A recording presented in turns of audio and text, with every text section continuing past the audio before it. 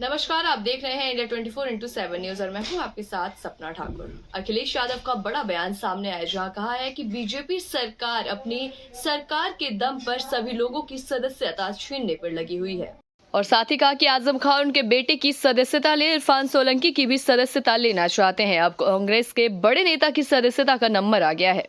BJP के सदस्यों की जांच हो तो उनकी भी सदस्यता जाएगी। पीएम मोदी के बनारस दौरे पर अब उद्घाटन होने चाहिए थे। 2024 को लेकर आयोजन है। गैस महंगी है, बेरोजगारी है, पैसा लेकर लोग विदेश भाग गए हैं। समाजवादी लोग किसी की हत्या नहीं करवाते। डिप्टी सीएम का झगड़ा तो सीएम से है, हमसे नहीं।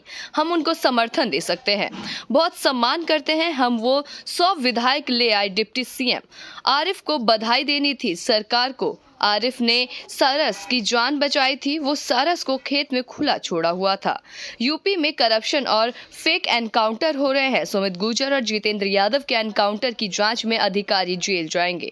नोएडा में मेरी सरकार के दौरान सीएम के रुकने की जगह नहीं थी, गेस्ट हाउस नहीं बना था। तब भगवान सबके हैं, उस पर कोई पाबंदी नहीं लगा सकता है। और क्या कर रहा है?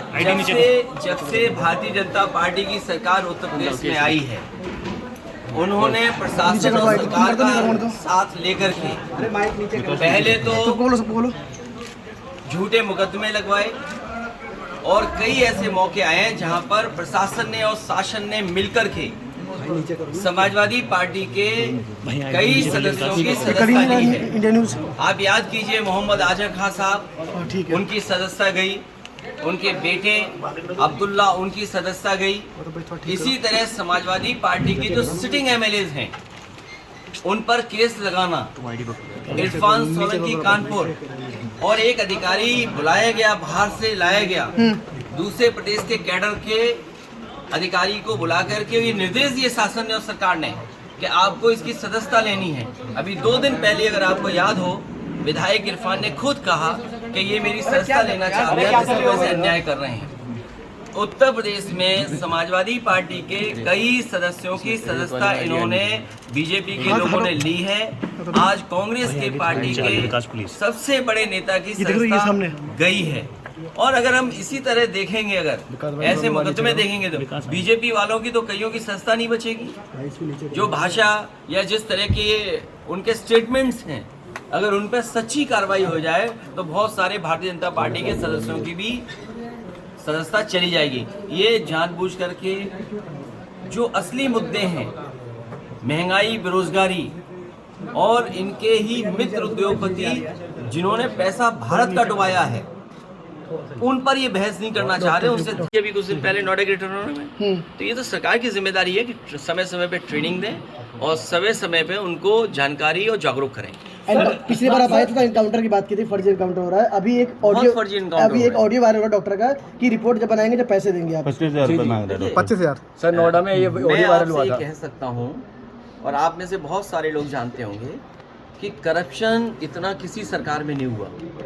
बीजेपी की सरकार में भ्रष्टाचार का हर रिकॉर्ड टूटा है और ये फेक इनकाउंटर की खबर आना पहली बार नहीं हुई है। याद कीजिए, आगरा में एक बार पुलिस के लोग तय कर रहे थे कहां पर गोली मारने में कितना पैसा वसूला जाएगा, और इसी शहर में यहीं पर याद कीजिए सबसे पहला फेक इनकाउंटर एक हुआ था, सुमित गुर्जर का हुआ, जिसकी बगल के जिले में थी सुमित गुर्जर की। उसके बाद एक सुमित यादव का यहाँ हुआ, जिसको आज भी नहीं, जितेंद्र यादव, जो अभी भी नहीं चल पा रहा है। तो क्या ये जानकारी में नहीं है? जब कभी भी जांच होगी सुमित गुर्जर के केस की, जब कभी जांच होगी यहाँ पर जो एक ट्रेनर था जिम में, उसकी, बहुत सारे अधिकारी लोग जेल जाएंगे। सर पहले देखिए, भगवान सबके होते हैं और भगवान की कोई सीमा नहीं है, कोई बांध नहीं सकता है। हम किसी भगवान को मानना चाहे, कैसे आप रोक लोगे? हमारे तो इतने देवी देवता है, हम तो जिसको चाहेंगे उसको मानेंगे। कोई पाबंदी नहीं लगा सकता कि आप इसी भगवान को मानेंगे। निकाय चुनाव ओबीसी आरक्षण को लेकर सुप्रीम कोर्ट में सुनवाई है, उसको आरक्षण मुझे उम्मीद है कि सुप्रीम कोर्ट से न्याय मिलेगा। ठीक है, तो कई बार आया था। निकाय चुनाव को लेकर देखिए, यहाँ पर मुख्यमंत्री को रहने की कोई जगह नहीं थी। जब तक जगह बनाई तब तक सरकार चली गई। सर मगर गौतम यूनिवर्सिटी थी उस समय। नहीं, गौतम यूनिवर्सिटी मुख्यमंत्री के रहने के लिए, उसके लिए न कोई निवास था, न कार्यालय था, न कोई अच्छा गेस्ट हाउस था।